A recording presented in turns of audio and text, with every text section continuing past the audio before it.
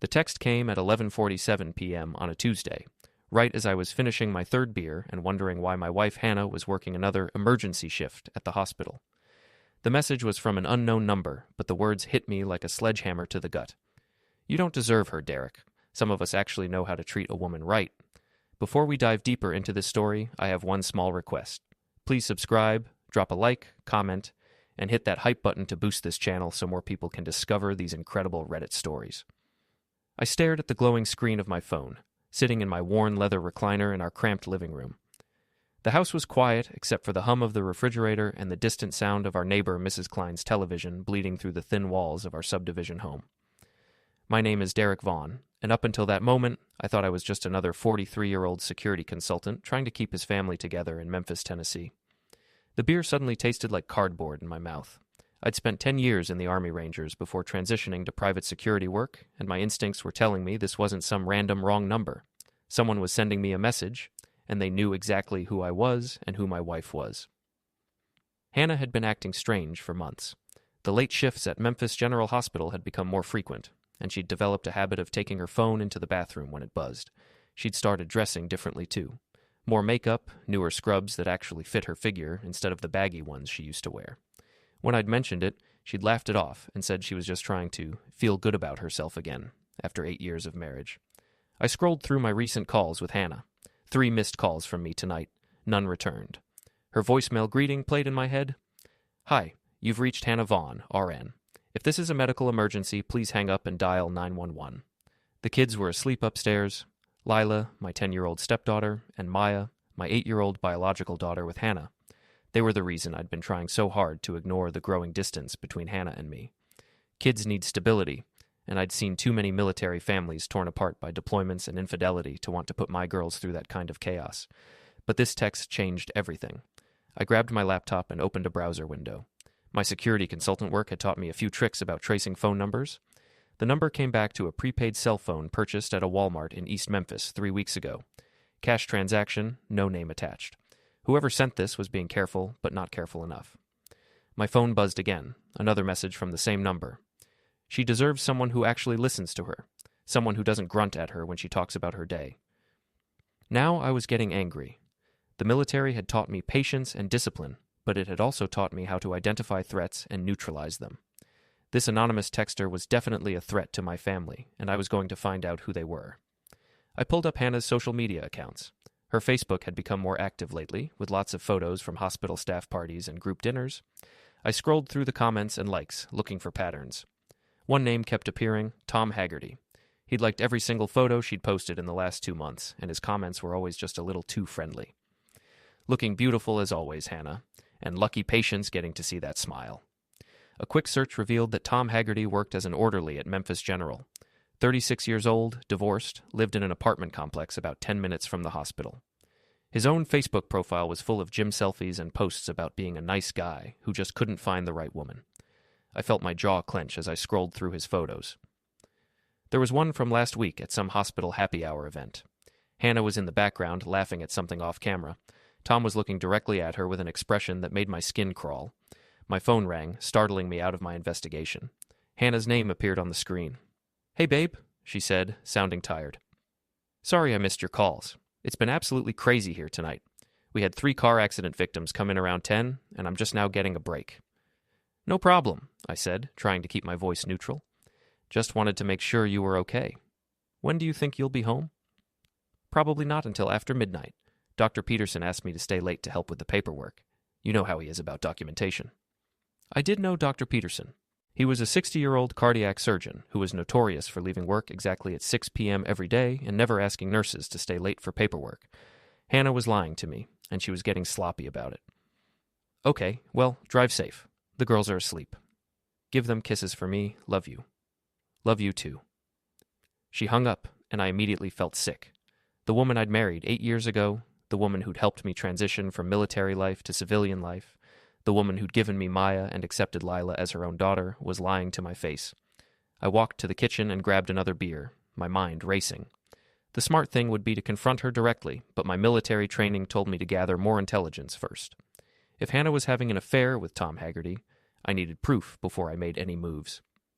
I spent the next hour setting up a plan. Tomorrow, I would start following Hannah's movements more carefully.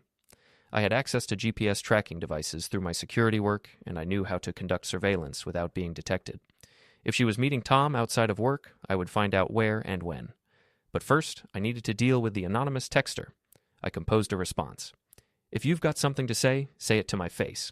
Otherwise, stop hiding behind a burner phone like a coward. I hit send and waited.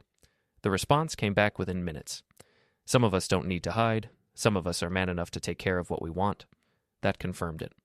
Tom Haggerty was sleeping with my wife, and he was cocky enough to taunt me about it. He thought he was dealing with some clueless husband who would just roll over and let him destroy my family. He had no idea what he was dealing with. I'd spent a decade learning how to track enemies, gather intelligence, and execute missions with precision. Tom Haggerty was about to become my new mission, and I was very good at completing missions. The front door opened, and Hannah walked in, looking slightly disheveled.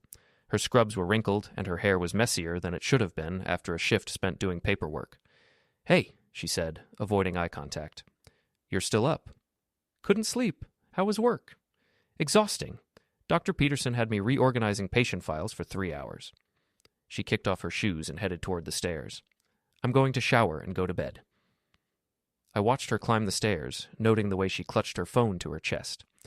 In the old days, she would have sat with me for a few minutes, told me about her day, maybe shared a beer.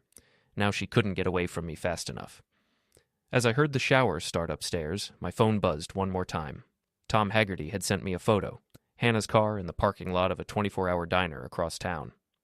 The timestamp showed 10:30 p.m., right around the time she told me she was dealing with car accident victims.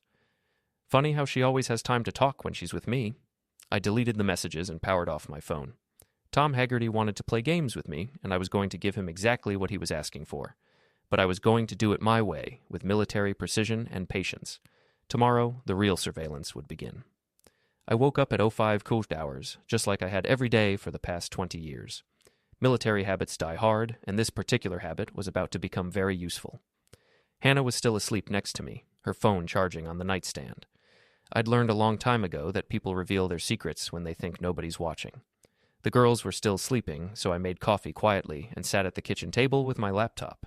My security consulting business gave me access to some interesting resources, GPS trackers, surveillance equipment, and a network of contacts who could help me gather information. I'd never thought I'd need to use these tools on my own family. I pulled up Tom Haggerty's work schedule. Memphis General Hospital posted staff schedules online for their employees, and a little social engineering had gotten me access to the system. Tom worked 3 12-hour shifts per week, Tuesday through Thursday, 7 a.m. to 7 p.m. Hannah worked the same days, but her shifts were 7 p.m. to 7 a.m. On paper, their schedules barely overlapped, but people don't always stick to their schedules. Hannah came downstairs at 6:30, already dressed in fresh scrubs. She moved around the kitchen efficiently, making breakfast for the girls and packing her lunch. This was the woman I'd fallen in love with. Organized, caring, dedicated to her work and family. Watching her now, knowing what I suspected, felt like swallowing broken glass. "You're up early," she said, not looking at me. "Couldn't sleep much. Big project starting today." She was focused on her phone, typing rapidly. Her wedding ring caught the morning light as her fingers moved across the screen. "Who are you texting this early?" She looked up, and for just a second I saw something that might have been guilt flash across her face. "Just Cassie. She wanted to switch shifts next week." Cassie was Hannah's friend from work, another nurse who'd been covering for Hannah's late nights and schedule changes. I made a mental note to have a conversation with Cassie soon. The girls came downstairs, and the kitchen filled with the normal chaos of getting ready for school. Lila was grumpy and didn't want to eat her cereal. Maya couldn't find her favorite backpack. Hannah kissed them both goodbye and gave me a quick peck on the cheek before heading out the door. "See you tonight," she said. "I should be home by 8.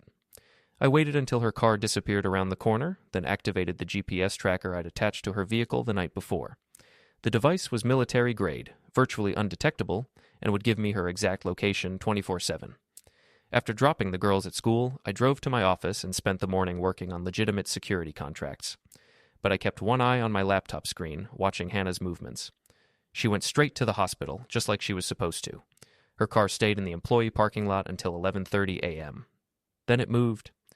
I watched the GPS dot travel across Memphis, stopping at a coffee shop in Midtown. She stayed there for 45 minutes. When she left, she didn't go back to the hospital. Instead, she drove to Tom Haggerty's apartment complex. My hands were shaking as I grabbed my keys and headed for the door. I knew the area where Tom lived, a decent middle-class complex with a pool and a gym, the kind of place a divorced hospital orderly could afford on his salary. I parked across the street and waited. Hannah's car was in the visitor parking area, and I could see Tom's apartment on the second floor. The blinds were closed, but there was movement behind them. For 2 hours, I sat in my car and watched my wife cheat on me. I wanted to storm up those stairs and confront them both, but my military training kept me disciplined. Emotional reactions led to mistakes, and I couldn't afford mistakes with my daughter's future at stake. At 2:15, Hannah came out of the apartment. Her hair was different, messier, like she'd been lying down. She was wearing the same scrubs, but they looked wrinkled. Tom appeared in the doorway behind her, shirtless, and pulled her back for another kiss. I took photos with my phone. Clear shots of Hannah and Tom together, timestamps showing she was supposed to be at work, evidence that would be useful later. Tom was younger than me, more muscular, with the kind of easy smile that probably worked well on lonely nurses. Hannah drove back to the hospital, and I followed at a distance. She went inside and didn't come back out until 7:30 p.m., when her shift officially ended. My phone buzzed with a text from her. "Running late tonight. Staying to help with inventory. Don't wait up." I checked the GPS. Her car was moving again, but not toward home. She was heading back to Tom's apartment. That's when I decided to pay Tom Haggerty a visit. I drove to his complex and parked in the guest spot next to Hannah's car. The apartment was on the second floor, Unit 2B.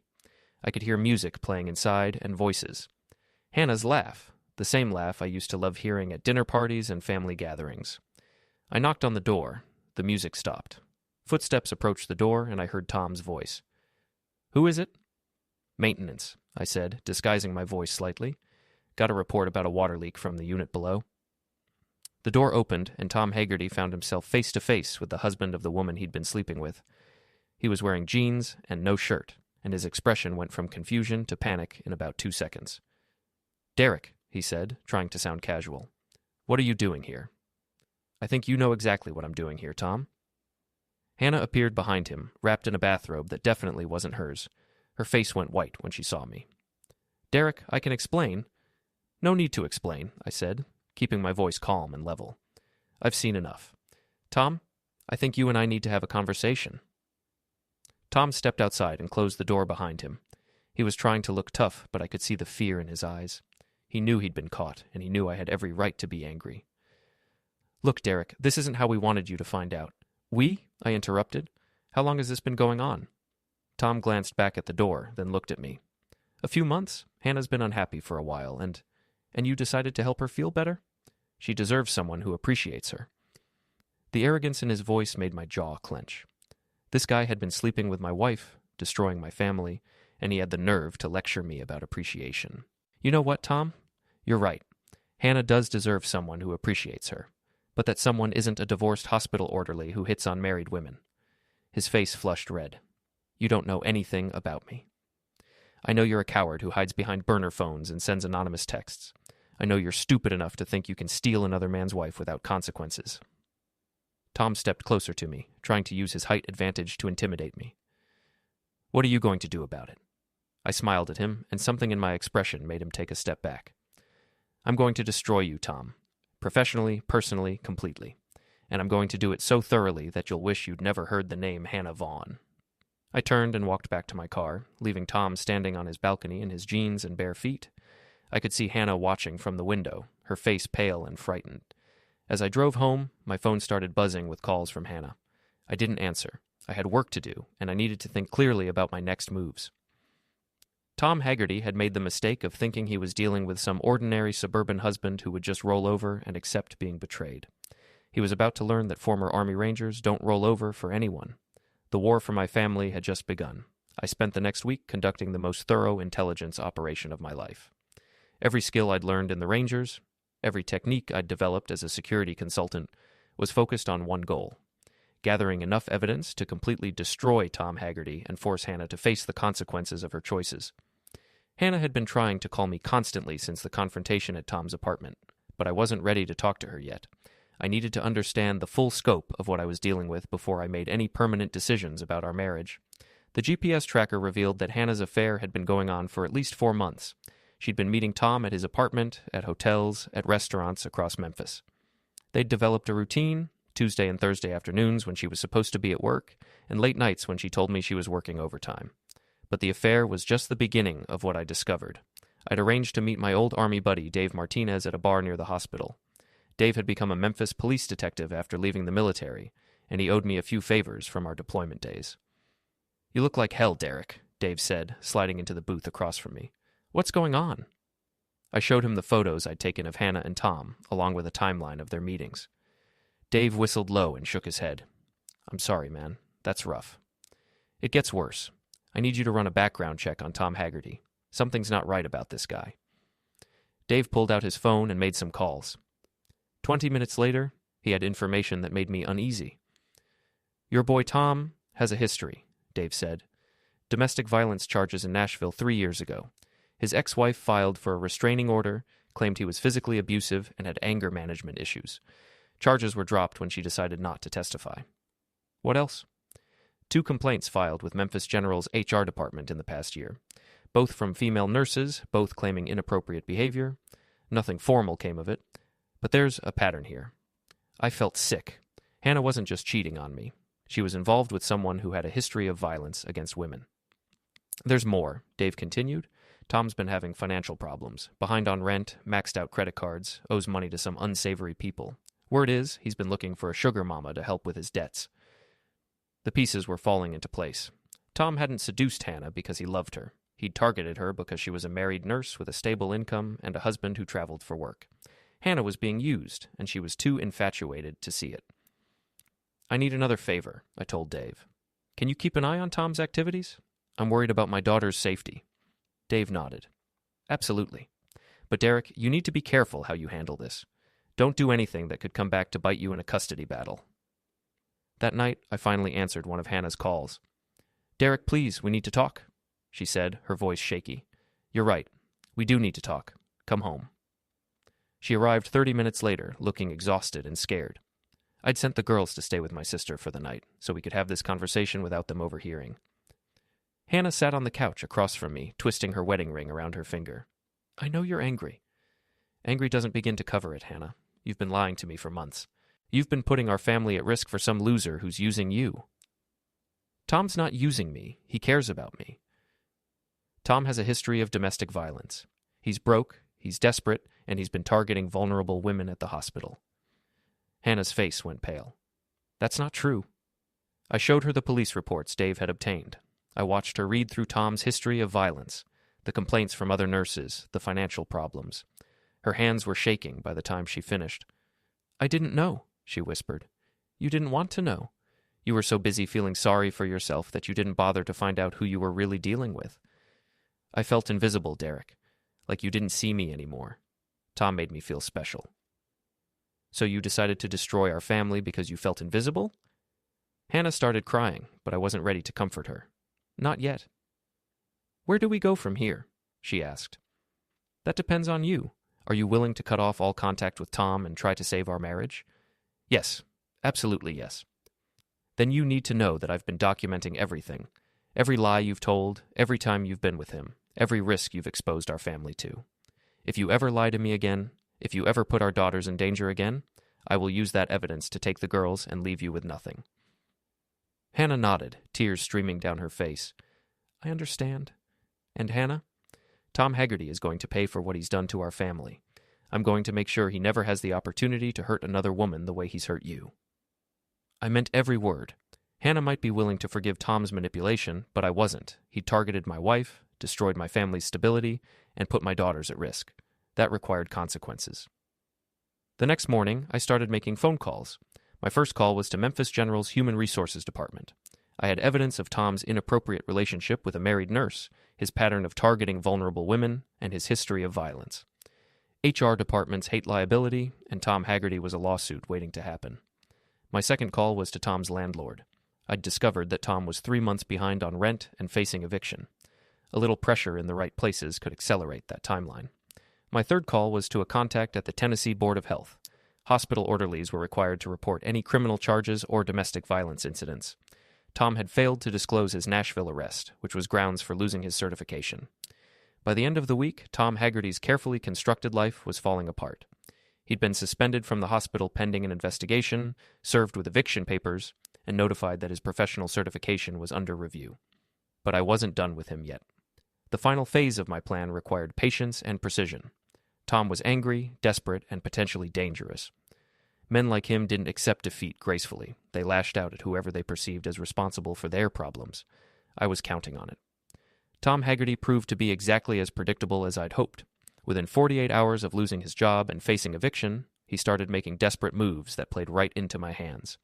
It began with phone calls to Hannah at work. She'd blocked his personal number, but he started calling the hospital's main line and asking to be transferred to the emergency room. When Hannah refused to take his calls, he showed up at the hospital and caused a scene in the parking lot. Security escorted him off the property, but not before he'd made threats that several witnesses overheard and reported. Dave Martinez called me with an update. "Your boy's losing it," Dave said. Hospital security filed a report about him harassing Hannah. He's also been drinking heavily. Got pulled over last night for erratic driving, but wasn't quite drunk enough to arrest. What about the other stuff? HR investigation is moving forward. Turns out 2 more nurses have come forward with complaints about inappropriate behavior. And his landlord is proceeding with the eviction. He'll be out by the end of the month. Everything was falling into place, but I knew Tom wasn't done. Desperate people do desperate things, and Tom was running out of options. I was proven right 3 days later. I was at my office when my phone rang. Hannah's name appeared on the screen, but when I answered, I could hear she was crying. "Derek, you need to come home. Tom's here." "What do you mean he's there?" "He's in our driveway. He's been drinking, and he's demanding to talk to me. The girls are scared." I was already grabbing my keys. "Lock the doors and call 911. I'll be there in 10 minutes. "I already called." "Already. Police are on the way." I made the drive from my office to our house in 7 minutes, breaking several traffic laws in the process. 2 police cars were already in our driveway, and I could see Tom Haggerty in handcuffs in the back of one of them. Hannah met me at the front door, still shaking. He was pounding on the door, yelling about how you'd ruined his life. The girls were terrified. I looked through the window at Tom in the police car. He was staring at our house with pure hatred in his eyes. This wasn't over. It was just getting started. Officer Johnson, one of Dave's colleagues, filled me in on what had happened. "Your wife says this guy's been harassing her at work, and now he's shown up at your house making threats. We're taking him in for trespassing and disturbing the peace, but he'll probably be out on bail by tomorrow."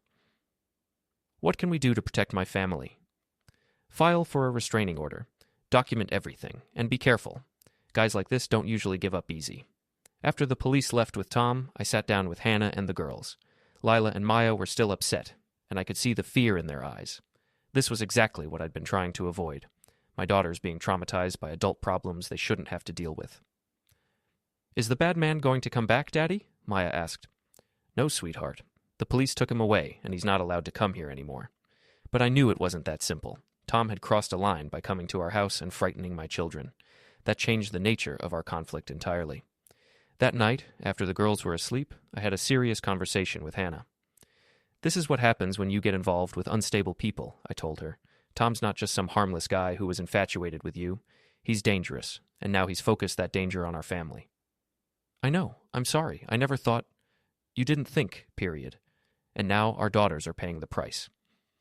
Hannah was crying again, but I wasn't in the mood to comfort her. My priority was protecting my family from the threat she'd brought into our lives. "What are we going to do?" she asked. "We're going to end this, permanently." I spent the next day making preparations. I installed a new security system with cameras covering every angle of our property. I arranged for the girls to stay with my sister until the situation with Tom was resolved, and I started making plans for a final confrontation that would eliminate Tom Haggerty as a threat to my family.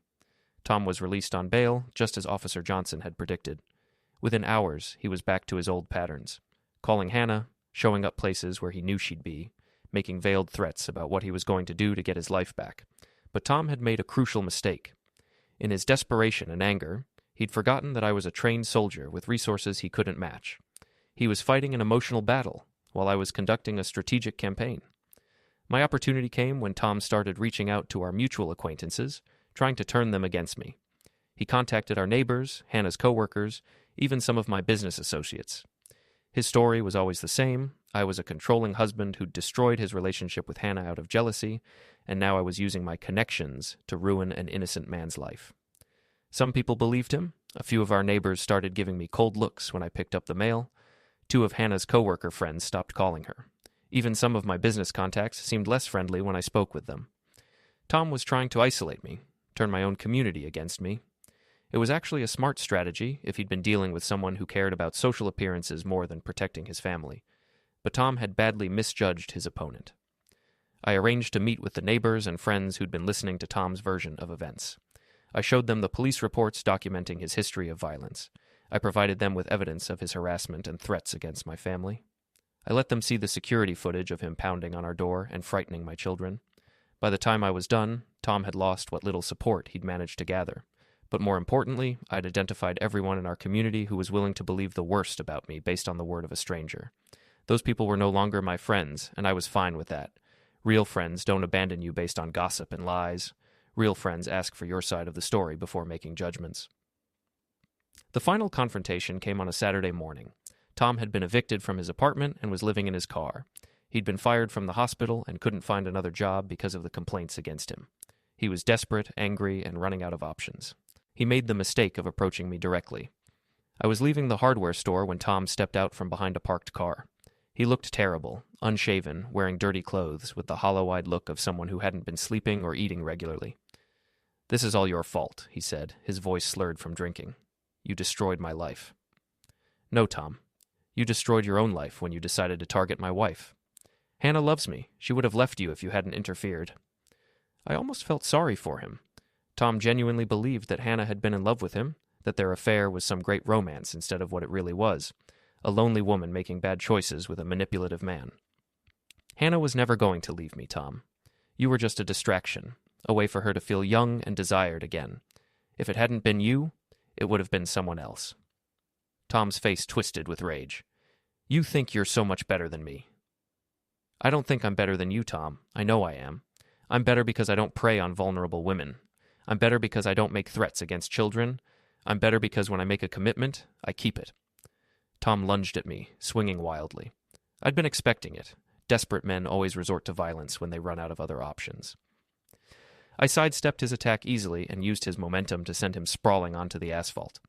"Stay down, Tom. This doesn't have to get any worse for you." But Tom was beyond reasoning. He got back up and came at me again, this time with a broken bottle he'd grabbed from the ground. That's when I stopped holding back. 10 years of Army Ranger training took over. I disarmed Tom, put him on the ground, and held him there until the police arrived. The entire fight was captured on the hardware store's security cameras, clearly showing that Tom had initiated the violence and that I'd only used the minimum force necessary to protect myself. Tom was arrested for assault with a weapon, violating his restraining order, and public intoxication. This time, there would be no bail. His pattern of escalating behavior had finally caught up with him. As the police car drove away with Tom in the back seat, I felt a sense of closure that I hadn't experienced in months. The threat to my family was neutralized. Tom Haggerty would spend the next few years in prison, and by the time he got out, he'd be a registered offender with no ability to work in healthcare again. Justice had been served, and I'd barely had to lift a finger. Tom had destroyed himself through his own poor choices and inability to accept consequences. Now I could focus on the harder task, deciding whether my marriage was worth saving. With Tom Haggerty behind bars and no longer a threat to my family, I found myself facing the more complicated question of what to do about Hannah. The immediate crisis was over, but the underlying problems that had led to her affair were still there, lurking beneath the surface of our daily interactions. Hannah had been trying to rebuild our relationship ever since Tom's arrest. She'd quit working overtime, started coming home immediately after her shifts, and was making an effort to be more present with the girls and me. But trust, once broken, doesn't repair itself overnight. The girls had moved back home, but they were still dealing with the trauma of having a dangerous stranger show up at our house. Maya had started having nightmares, and Lila had become clingy and anxious. Both of them needed stability and security, which meant Hannah and I had to figure out our relationship quickly. I'd been sleeping in the guest room for 3 weeks, and the tension in the house was becoming unbearable. We needed to have a final, honest conversation about whether our marriage could survive what had happened. I arranged for the girls to spend the weekend with my sister again, and Hannah and I sat down in our living room on Friday night to hash things out once and for all. "I know you're still angry," Hannah began, "but I need to know if you're ever going to be able to forgive me." "I'm not angry anymore," I told her, which was true. Anger is what I felt when I first found out about Tom. What I feel now is disappointment. Disappointment? In your judgment, in your priorities, in your willingness to put our family at risk for someone you barely knew. Hannah looked down at her hands. I know I made terrible choices. But Derek, I was drowning. I felt like I was invisible in this marriage, like you saw me as just another piece of furniture. So instead of talking to me about it, you decided to have an affair with a violent criminal. I didn't know he was violent when it started. But you knew he was married. You knew you were married. You knew our daughters would be hurt if they found out. Hannah started crying, but I wasn't moved by her tears anymore. I'd seen her cry too many times over the past month, and I'd learned to separate her genuine remorse from her self-pity. What do you want from me, Derek? I've apologized. I've cut off all contact with Tom. I've been trying to make things right. I want you to understand that apologies aren't enough. You didn't just cheat on me. You brought a dangerous person into our lives. You lied to me for months. You put our children at risk. I know that, and I'll spend the rest of my life making it up to you if you'll let me. I studied her face, looking for signs of genuine understanding versus just saying what she thought I wanted to hear. What I saw was a woman who was scared of losing her comfortable life, but I wasn't sure if she truly grasped the magnitude of what she'd done. Hannah, do you remember what you said to me the night I confronted you at Tom's apartment? She shook her head. You said Tom made you feel special. But what you really meant is that Tom made you feel like the center of attention. He love-bombed you with compliments and made you feel like you were the most important thing in his world. Maybe that's true. It is true. And the reason it worked on you is because you've never learned to find validation from within yourself. You need constant external validation to feel worthwhile. Hannah looked surprised by my analysis. I don't think that's fair. Isn't it? Think about your behavior over the past few years. You constantly need compliments about your appearance, your work, your parenting. You get upset when I don't notice a new haircut or when I'm distracted by work problems. You measure your worth by how much attention other people pay to you. Everyone needs to feel appreciated. There's a difference between appreciation and constant validation. I appreciate you, Hannah. I always have. But I'm not going to spend every day telling you how wonderful you are just to prevent you from cheating on me. We sat in silence for several minutes. I could see Hannah processing what I'd said, and I could tell she didn't like the picture I'd painted of her. So what are you saying? That our marriage is over? I'm saying that if we're going to stay married, some things have to change. You need to get counseling to figure out why you need so much external validation. You need to learn how to be happy with yourself instead of constantly looking for other people to make you feel special. And what about you? Are you perfect? No, I'm not perfect. I work too much. I'm not great at expressing emotions, and I probably did take you for granted sometimes. But I never cheated on you, I never lied to you, and I never put our children in danger. Hannah was quiet for a long time. When she finally spoke, her voice was small and defeated. I don't know if I can be the person you want me to be. I don't want you to be anyone other than who you are, but I need you to be someone who can be trusted with our family's well-being, someone who makes decisions based on what's best for our daughters, not what makes her feel good in the moment. And if I can't do that, then we'll get divorced, and I'll seek full custody of the girls. The words hung in the air between us. I wasn't making threats. I was stating facts. After what had happened with Tom, I couldn't risk exposing Maya and Lila to any more of Hannah's poor judgment. You'd really take the girls away from me? Hannah, you brought a man with a history of domestic violence around our children. You lied about where you were and who you were with for months. You put your desire for attention ahead of your family's safety. Do you really think I should trust you with their well-being? She didn't have an answer for that. We talked for another 2 hours, going over the practical details of what rebuilding our marriage would look like. Hannah would start individual counseling immediately. We would go to couples counseling together. She would be completely transparent about her whereabouts and activities. And if she ever lied to me again about anything significant, I would file for divorce and sole custody. I need to ask you something, Hannah said as we were wrapping up our conversation. Do you still love me? It was a fair question, and she deserved an honest answer. I love the woman I married 8 years ago. I love the mother of my daughter and the stepmother who accepted Lila as her own. But I don't know if that woman still exists, or if she's been replaced by someone who's willing to risk everything for a few months of excitement. She still exists, Hannah said quietly. I lost my way, but I'm still the woman you married. Then prove it. Not with words, but with actions. Show me that you can put our family first, even when it's hard. Show me that you can be trusted. Hannah nodded, tears streaming down her face. I will. I promise I will.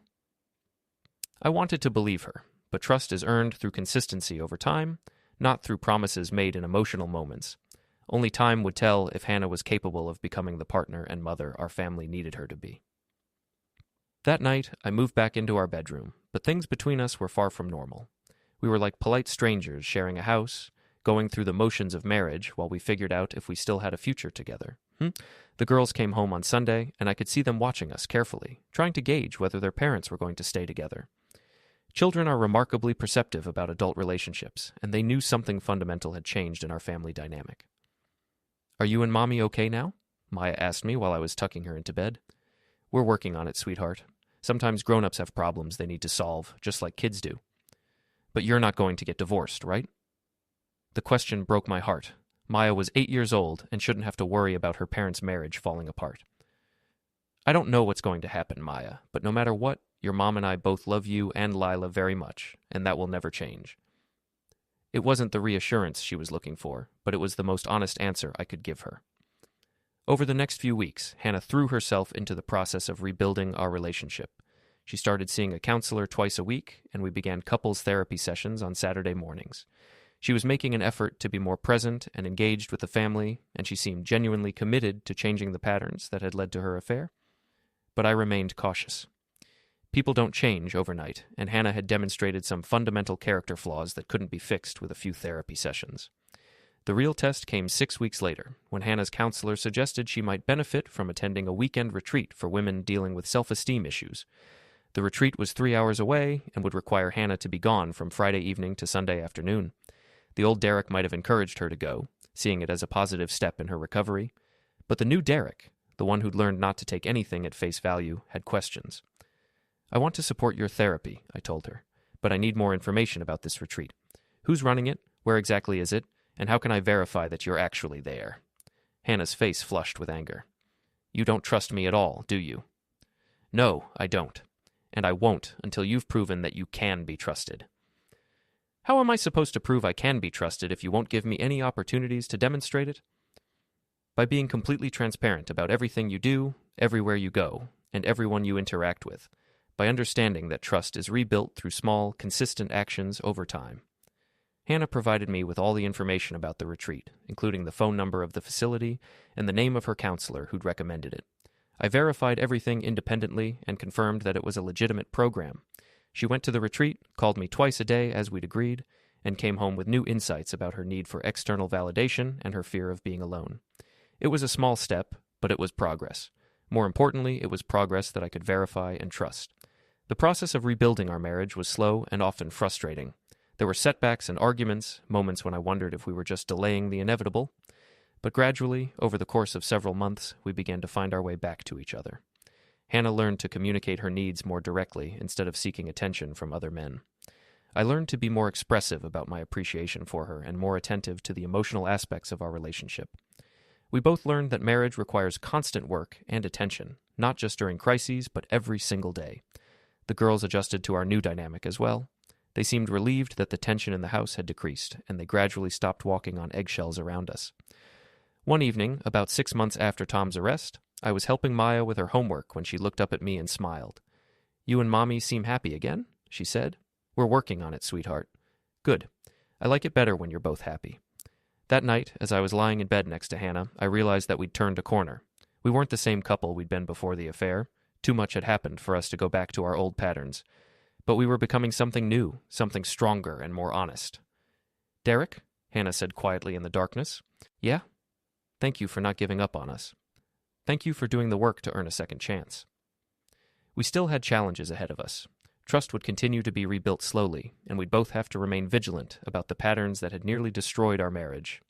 But for the first time in months, I felt genuinely optimistic about our future.